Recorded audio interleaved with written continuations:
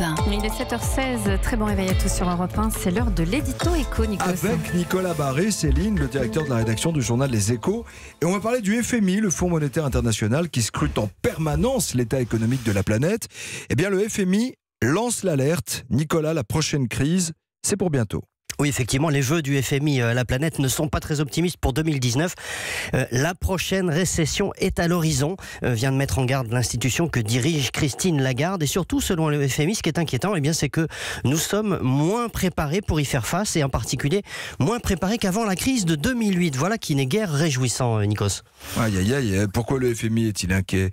Parce que la croissance américaine est plutôt forte, la Chine va bien. Ce sont les deux moteurs de l'économie mondiale. Oui, vous avez entièrement raison. Le problème, c'est que ces deux moteurs ont un problème. Le moteur américain, il a atteint son pic l'an dernier avec une très forte croissance, mais maintenant il commence à ralentir, d'autant que la Banque centrale américaine va augmenter les taux d'intérêt, et donc ça va freiner l'économie, ça c'est sûr. Et puis le problème du moteur chinois, selon les FMI, c'est que d'abord il ralentit, mais que ça touche toute l'Asie, et donc quand la Chine va moins bien, les pays de la région souffrent.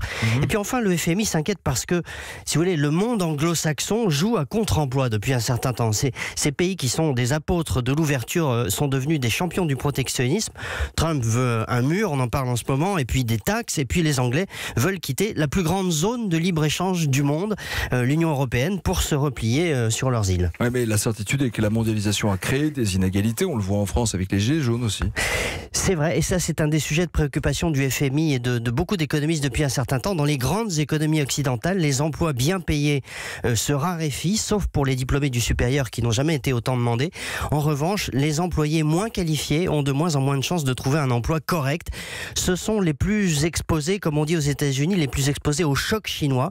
Et le fossé se creuse entre les deux extrémités du monde du travail et menace la cohésion de la société. On le voit de manière spectaculaire aux États-Unis, mais aussi chez nous. C'est un des ferments de la crise sociale actuelle.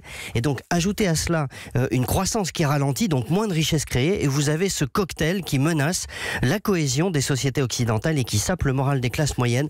Et ça inquiète beaucoup les dirigeants.